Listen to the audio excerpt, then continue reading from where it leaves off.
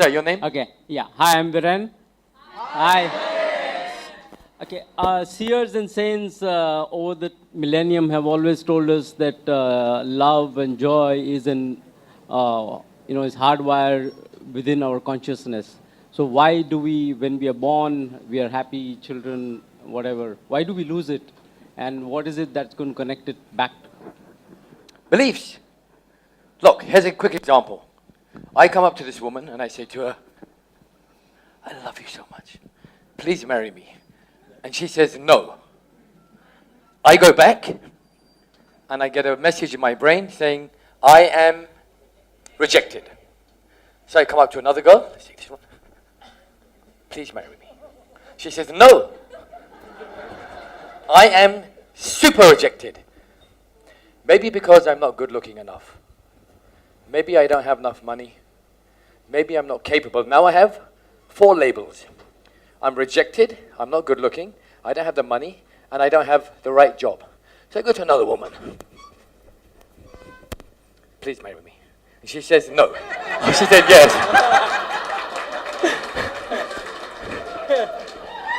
So she says yes.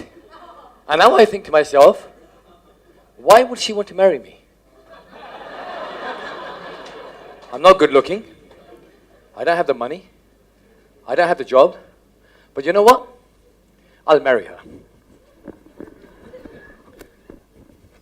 We're getting married? Where's my wife? Hide.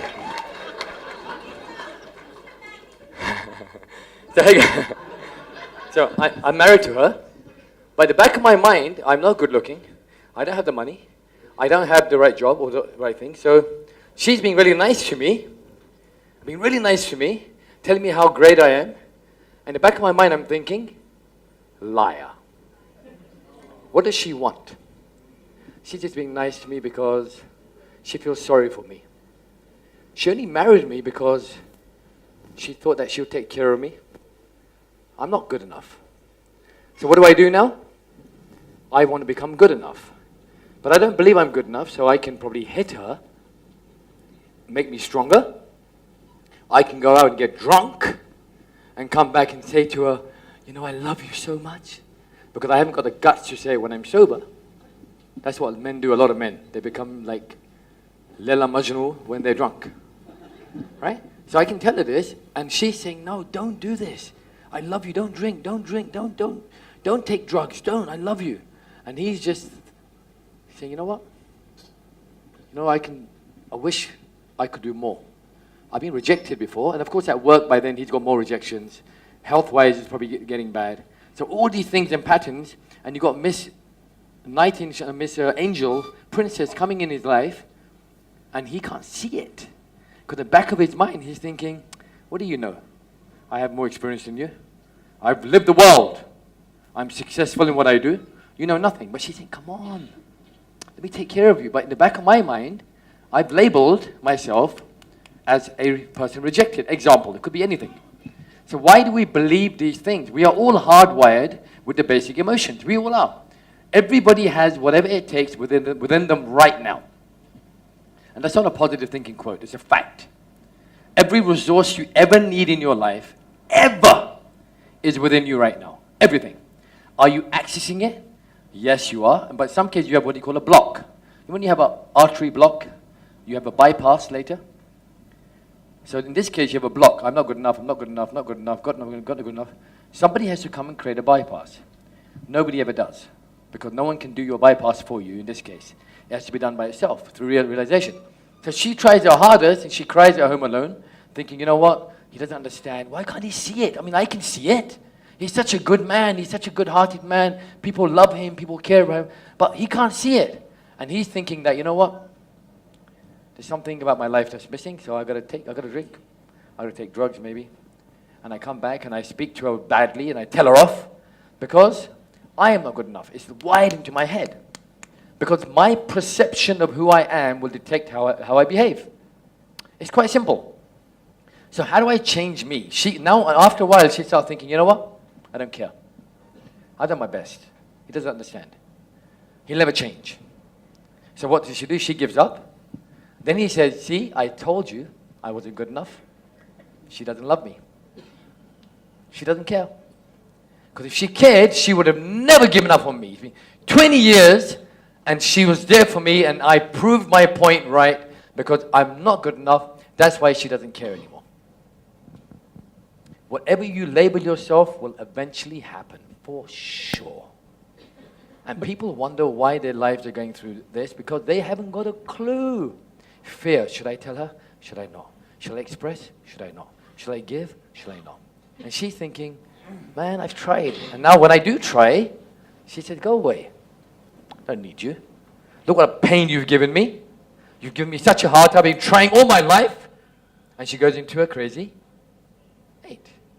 She's got anger, sadness, anger, sadness. He's got anger, sadness, anger, sadness. And they're both finished.